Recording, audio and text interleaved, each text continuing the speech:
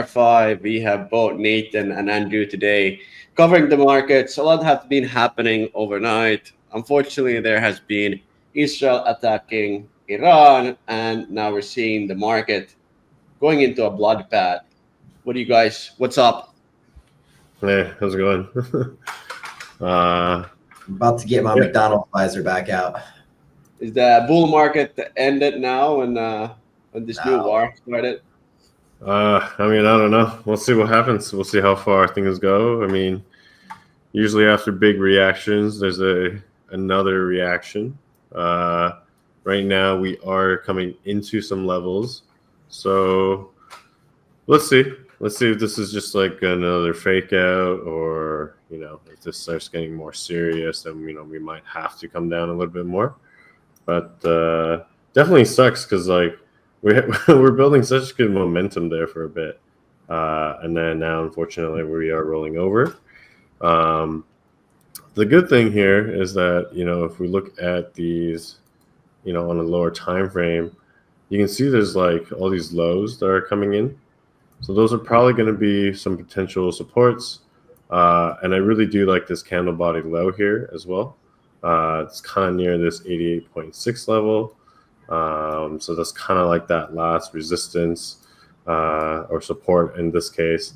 And then if you look on the top side, we did come into resistance and essentially failed against that 88.6 level.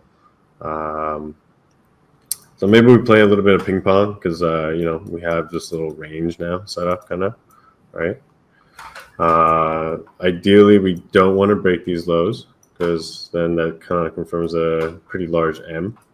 And then if we get that, then I think we'll probably see kind of more downside. Doesn't that look like a double top at the moment? Yeah, that's what I mean. Like that neckline, right? So like it's like this right now. But if that comes down and breaks that, then then we might have to come down even lower. And it makes sense. We are at the top of these previous highs, right? So then creates an even larger range. But for now, I think we do have some support coming in. We are in these long reload zone off of this little smaller range right now. So if the bulls are still around, they will try to defend these areas. If you're a sharpshooter, there are people that just hit these 17.6. But I like just waiting for some kind of structure. So if we can start forming structure here, then it's okay. I don't think it's over yet. I do still believe we are supposed to have a summer rally, but maybe this war stuff takes a bit longer. ETH, on the other hand, it was nice to see ETH actually break out. So like a lot of the altcoins started rallying pretty hard, but unfortunately, same thing as Bitcoin, kind of getting smoked here. But we are in. Really good, to be honest, like it looked like, hey, we're going to 3K. Yeah, I mean, the market was looking very strong a few days ago. I didn't have the war on my bingo card, so I didn't factor that in to these charts. And generally with TA, when there's like big like fundamental events like these, TA can only go so far. So unfortunately, we are kind of getting a little bit washed, and that's all right. So again, if you are looking to long, or where we would expect to see some kind of support is probably against these candle body lows, or reload zone 17.6. And so if we can start forming some kind of W, that probably would be the best kind of idea for us. But right now, there's nothing to do. So what you're saying is Israel hates Ethereum and doesn't want them to break 3,000. Maybe, I don't know. It's just so annoying that like we had such good momentum there, and yeah. But I think I think usually like when these war scenes happen, we first overreact. Like for example, gold is going up at the moment, and some other assets, and then crypto dumps. But then let's say another hit or another attack comes in, Yeah. crypto won't be affected that much. So I don't know. Like I feel like Well, buying here would be very good already, but like as you said, maybe wait a little bit. Yeah. yeah, a couple So things to consider. We saw a very similar situation play out. What was it? 6 months ago, a year ago. The last time Israel threatened to bomb Iran, I can't remember if they actually sent any bombs. I believe they did. It was like a year ago. Saw the market crash, and we were waiting. What's Iran going to do? And managed to, keep things cooler. I don't remember exactly what happened, but there was no retaliation. Markets recovered within a couple of weeks. We were back in the right direction. Iran hasn't responded yet, but I find it very hard that they're not going to start some shit and retaliate in some fashion. So we could, if they do retaliate, I would expect another dump there. The other thing is that this happened while the U.S. stock market's closed. The U.S. stock market doesn't open for another, another couple hours here. And so I would imagine when the market, U.S. market's open, that's going to dump hard. 10 hours at least. Yeah, which probably affects Bitcoin as well. Yeah, but I think usually it's overreaction. But what I'm concerned about is, the oil. Because basically Trump is promising like low energy prices. And if oil is very cheap, it means inflation should be like getting down. But if oil prices are going up and there is going to be a bar and oil goes to, let's say, $110, $120, that's very bad for the economy. That's like we're sounding the alarm already. But yeah, interesting to see what will happen. Will definitely affect the market, right? And I don't know, Yeah. like what's the end plan here? Is Iran and US going to actually go on a full scale war? If that happens, obviously it's bad for everyone. But I would assume also like Bitcoin would be a very good asset to keep on, because if there's going to be a war, uh, obviously there's going to be also like currency controls, and if there's currency controls, what are you going to use? Bitcoin, of course. Yeah, I mean, it's already kind of affecting the market right now. As you can see, equities are getting beat up, and then all the fear off assets are kind of moving back up here. So, market's definitely a little bit spooked, and during these overreactions, it's best to just kind of take things slowly. Don't to try to like be a hero or anything, because again, we are still pretty uncertain with how these econs and stuff are going to be affected with this war stuff now. But yeah, Yeah, hopefully the U.S. stays out of it. Trump has said that if Israel were to attack Iran, they're on their own. But Israel also has a ton of support from both sides of the House and Congress. So regardless of what, and Trump may go back on his word.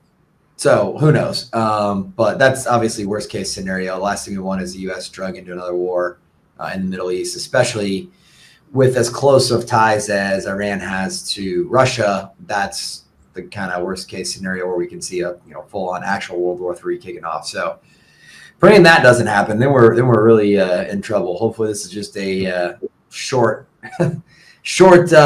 disruption, a short dispute, and things. It's a precision strike that turns out to be just that, and we can resume back into upward trends here very quickly. Yeah, definitely hoping for that. Yeah, but like, I think usually like it's bad to say this, but these are very good times to basically buy, especially when there's an overreaction. And I don't know, like despite the weakness of BTC, I still think like we're in a good shape. But then again, like be careful, don't do perps, don't do futures, just DCA. Just go long on everything and crank up the leverage. Pull a James win. 1000x, man. You can do 1000x on MEXC now. Let's go. Let's fucking go. Boom. And then when you win, they won't pay you anyways, so it doesn't really matter. What's happening on the news other than Israel? Yeah, I mean, there's not a whole lot else going on there. I thought this was interesting to see. As we talked about just a minute ago, what's going to happen when the stock market officially opens up in a few more hours. Hopefully, we'll have some positive news by then to settle things down a little bit. But strap in. There's going to be some volatility in the next. I would imagine, and we're coming into a weekend too, so that's another factor to think about. Maybe if Iran doesn't respond till, let's say, after close on Friday night, something happens Saturday, it's going to be a wild weekend and a wild Monday. So strap in for some volatility here, folks. Yeah. By the way, it was funny. Israel attacked, was it 1 minute or 2 minutes before trading closed? No way. What? Yeah. So, I mean, you can't make that shit up. No, it was well coordinated. Mm. But yeah, very, very uncertain. War is very bad. We're going into a state where we have riots in LA. We haven't really covered them, but things are pretty hectic in the war in the world at the moment. Yeah. Absolutely. Yeah, I mean, we don't need to get into that.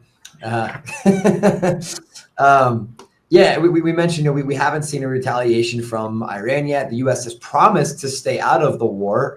We'll see if that happens or not. But regardless, Iran coming out immediately saying not only Israel but America is also going to pay a heavy price for this strike. So, not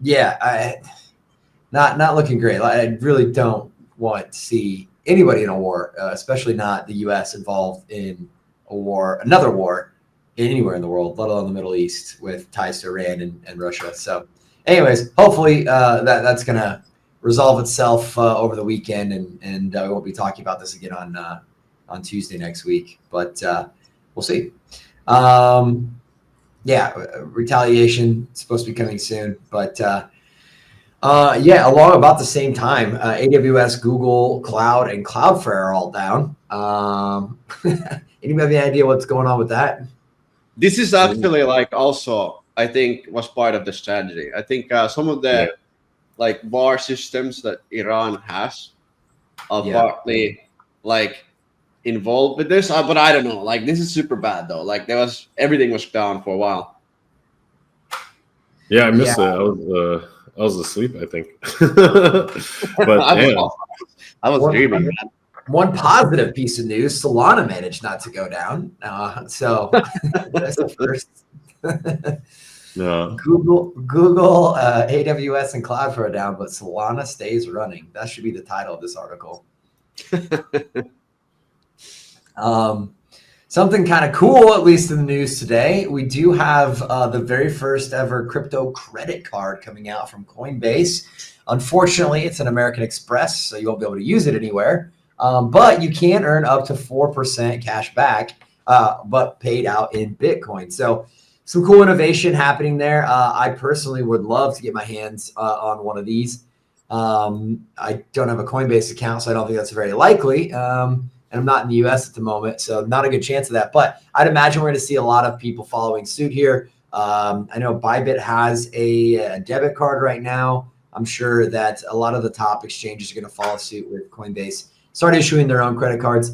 I don't know why you wouldn't want to use this. I use my airlines card for almost everything now. I would much rather be earning Bitcoin than shitty airline points. I don't know about you guys, but that sounds like a great deal to me. No, I think this is great. It's just that the problem is Coinbase. I'm reading every week now that some big account is having problems with either sending money out or getting their account locked. And plus, Coinbase got the biggest. It wasn't a hack, but the cyber. Well, what was it? It wasn't cyber. Data leak? Yeah, data leak. Why should I keep there something? No way. But obviously, this is very good. I'm very impressed. Mm-hmm. Yeah, now we just get a Visa card instead of an American Express because you can't use that shit anywhere. Sorry, Andrew, go ahead. I didn't mean to cut you off there. No. I was just laughing. I was agreeing. Yeah. But yeah, I mean, if Coinbase is doing this and American Express is doing this, anytime one of these barriers is broken, like it's going to be followed by all their competitors very quickly. So MasterCard and Visa are probably going to be issuing crypto credit cards soon, partnered with Binance, partnered with Bybit, partnered with, somebody, another L1, maybe a Solana card, who knows? But I would expect to see a lot more stories like this following. Yeah, just more examples of amazing institutional adoption happening right now. Which is hilarious because while all this institutional adoption is happening, we're seeing no retail action at all. Google searches for Bitcoin is now at the same levels when Bitcoin is priced at around $16,000. Like this is starting to get shocking how little retail adoption we have. I mean, what more do they need to see? Does the U.S. when the U.S. government officially starts buying Bitcoin? Is that going to bring in retail? Do we need another like run of shit coins on pump.fun? Like what's going to get this retail excitement going, guys? No, I think the one problem is here that the AI, like ChatGPT and other LLMs, are taking search. So basically, if we have some kind of search volume or search trends, I don't think they're anymore that accurate because people are using more and more ChatGPT and other tools. And then, I mean, second of all, like credit card debt overall, like the whole economy is very bad. Like people don't have money. So what do you do?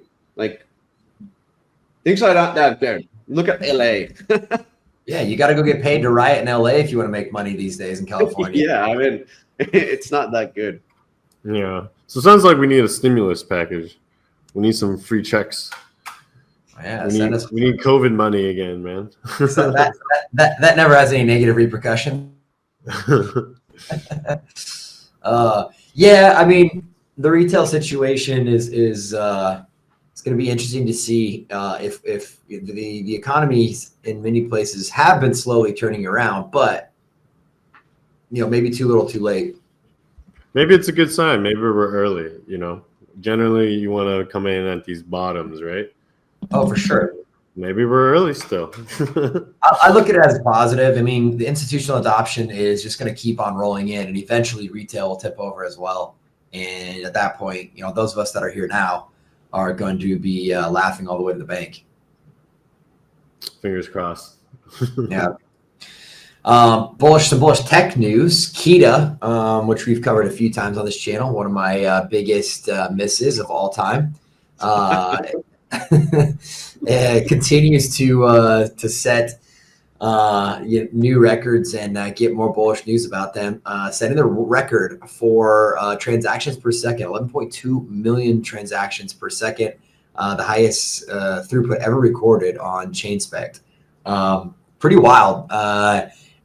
Apparently, this is a stress test. I don't think the network is going to be operating at this levels at all times, but if they can consistently keep that kind of TPS, that's the level of TPS we need to start competing with the Visas and the MasterCards, et cetera. The kind of the benchmark is 50,000 TPS consistently. There's many different chains that have been able to hit 50,000 TPS. Now, be able to do that consistently is a whole nother story. And of course, this was a stress test, trying to push it to its maximum. Can they do that reliably with consistently over time? We'll see. But good stuff for the industry on the tech side to be able to handle things like payment rails for credit cards, et cetera. We need networks that can support very high TPS without going down, and not just in theory or hypothetically. As how many L1s have we seen claim that the fastest, most robust, highest TPS, and many of those aren't here anymore.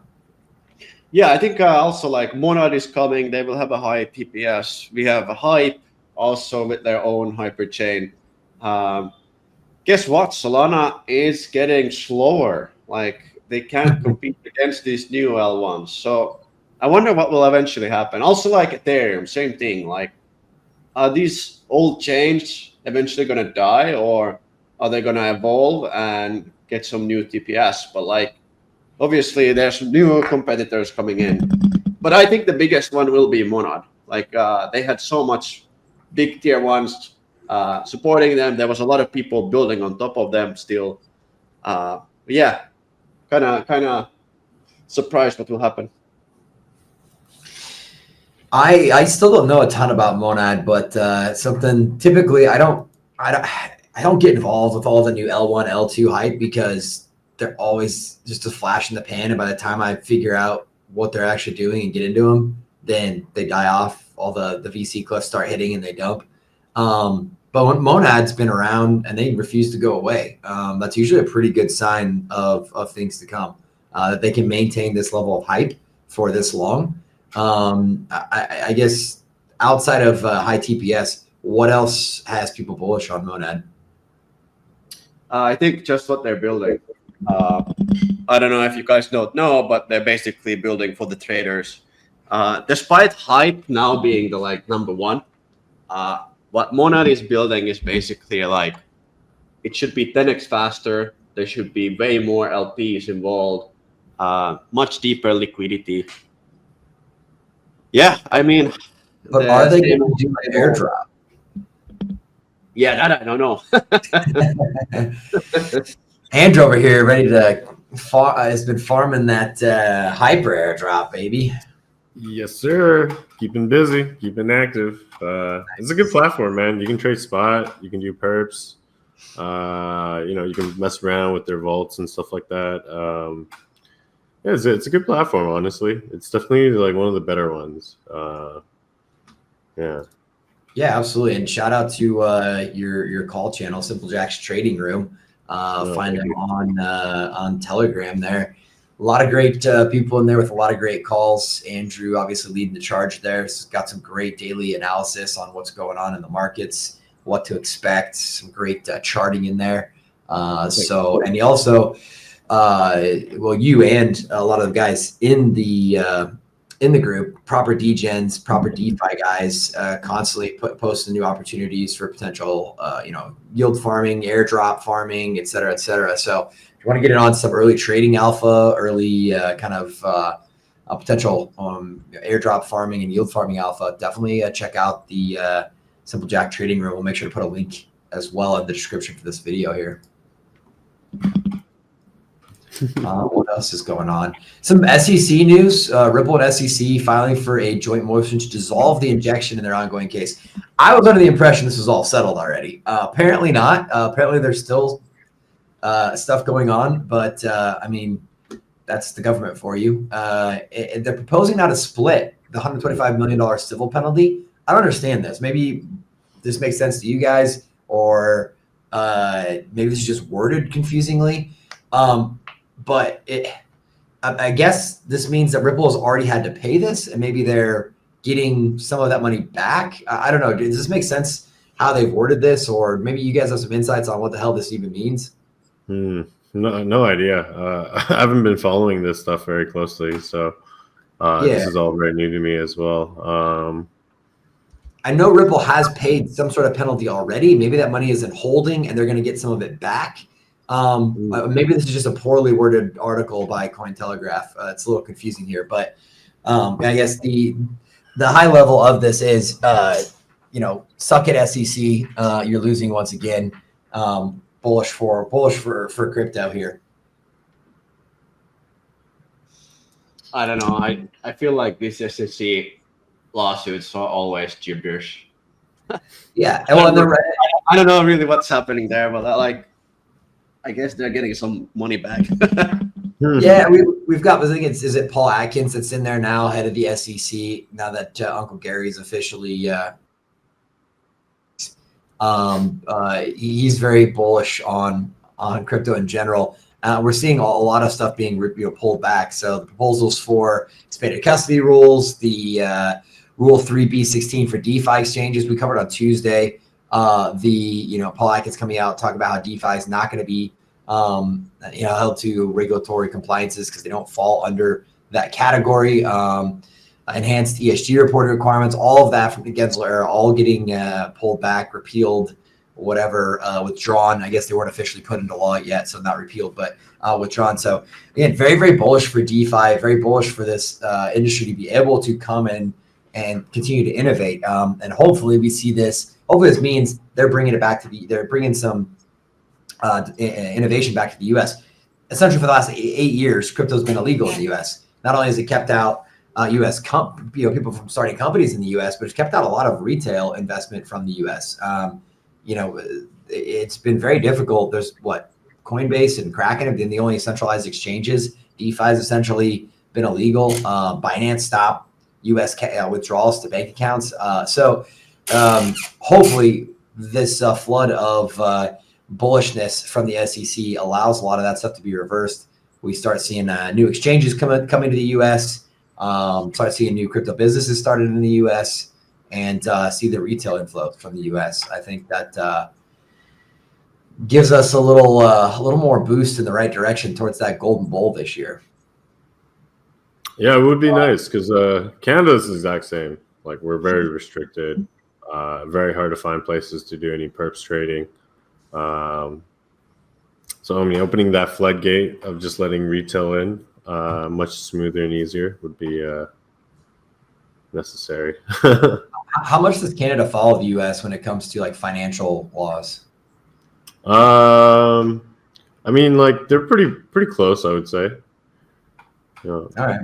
Well, yes. Hopefully this spills over into Canada and see our lovely moose riding, maple loving friends in the north can benefit from this as well. No.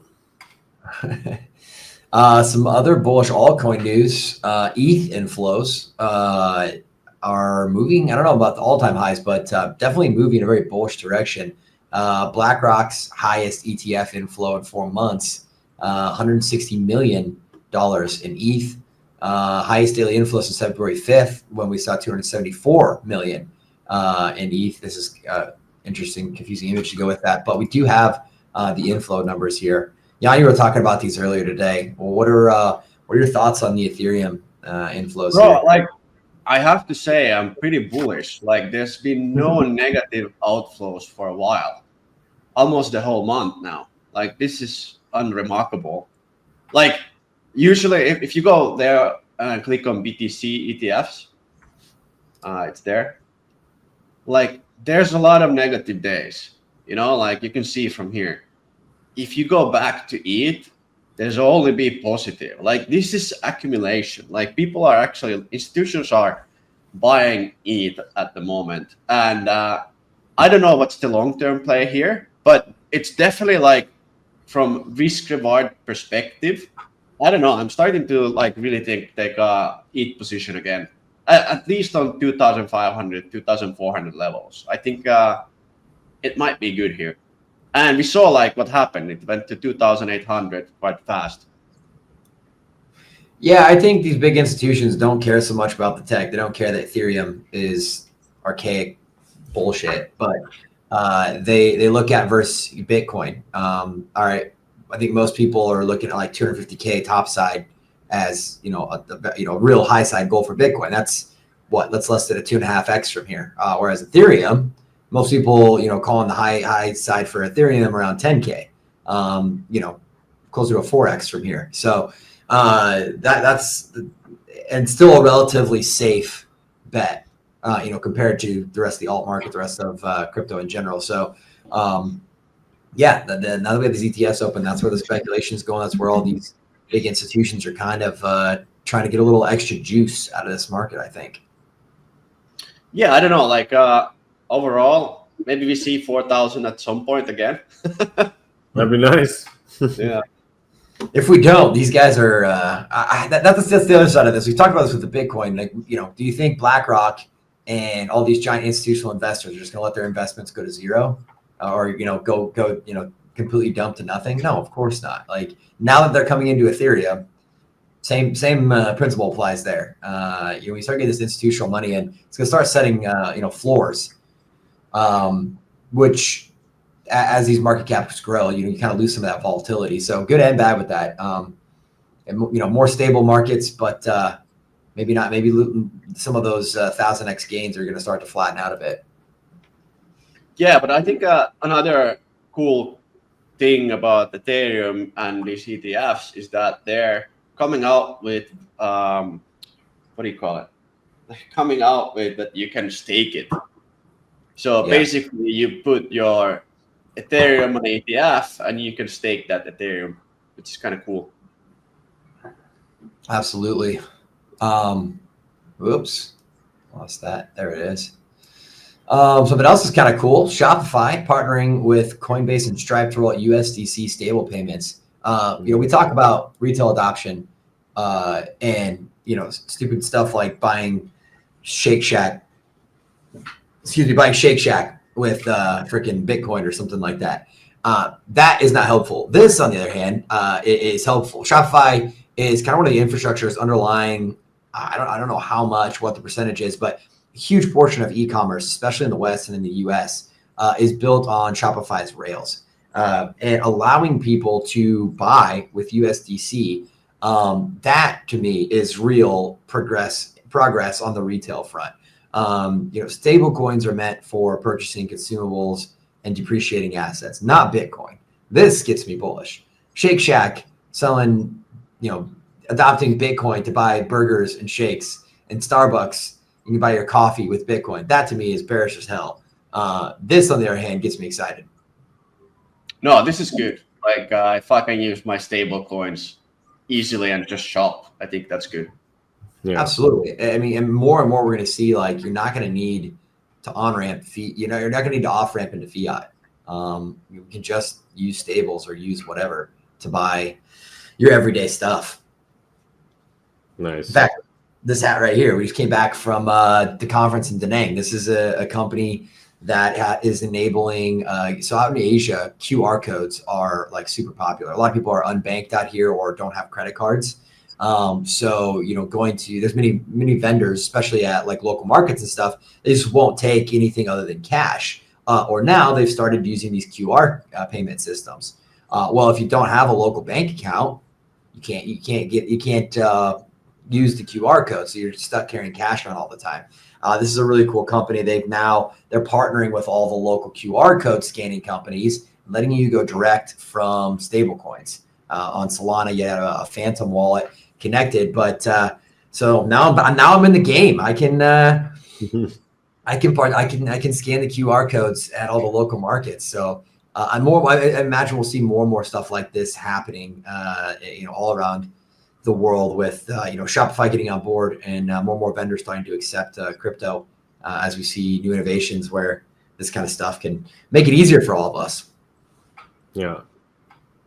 At the end of the day, that's what it's all about: making life easier, more convenient, more efficient, and saving people money.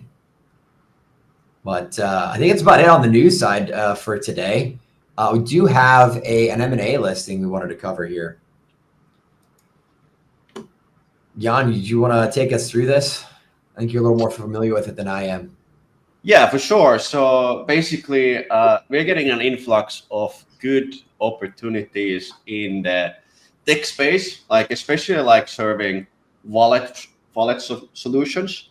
So we've been now onboarding at least 7 different Web3 wallets, and so anyone looking for a wallet solution and that doesn't want to pay too much for it, I think there's a lot of good opportunities here. Like, as you guys know, like building in Web3 is very expensive. And if you're basically buying out something that has already users, that has already tech, you're basically getting 6 months to 12 months at least, like a go ahead.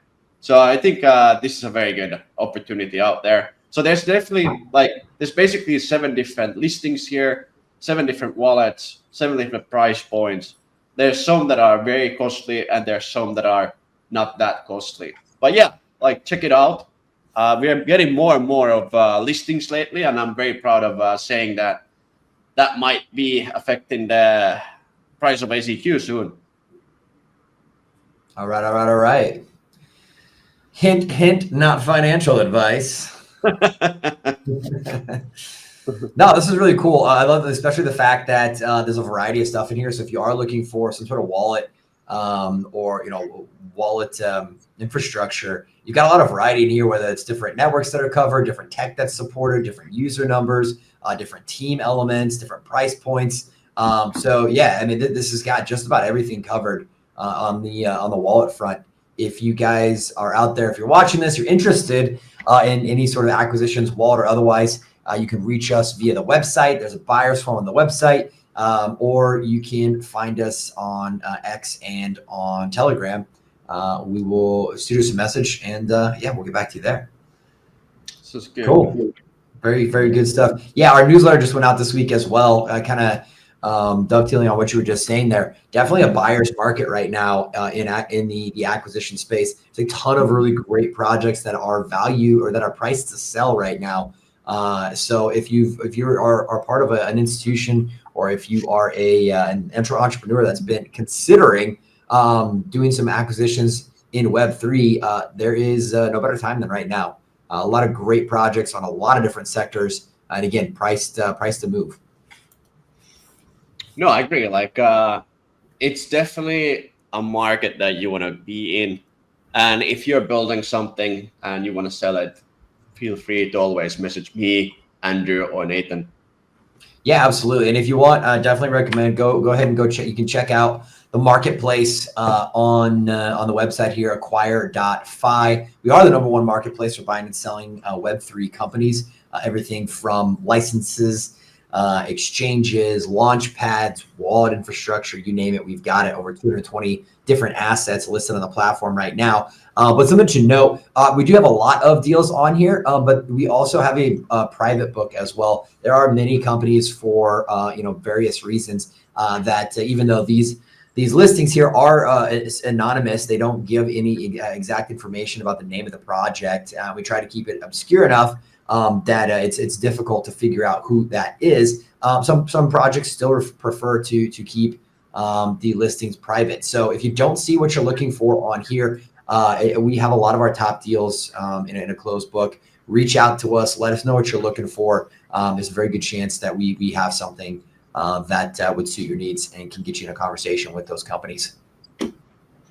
Amen to that. Cool. Perfect. Check out the OTC and secondaries book as well.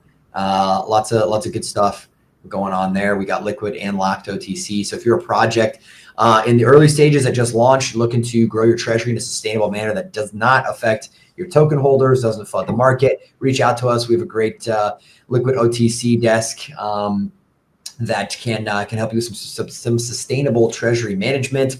And of course, if you are a big OTC buyer, we have access to pretty much any deal that hits the market now. A lot of top protocols, top 100 protocols with some really, really good OTC deals in the market right now. We are working on tracking down a pump fund deal. So reach out to us if you are a VC, a fund, a family office that is looking to get some buy side OTC deal flow. Yeah, we're happy to help facilitate that. So it's good. Yeah, awesome. Thank you guys. Please follow us. Please subscribe, and hope to guys see you next week. See you Tuesday. Hopefully with some positive news.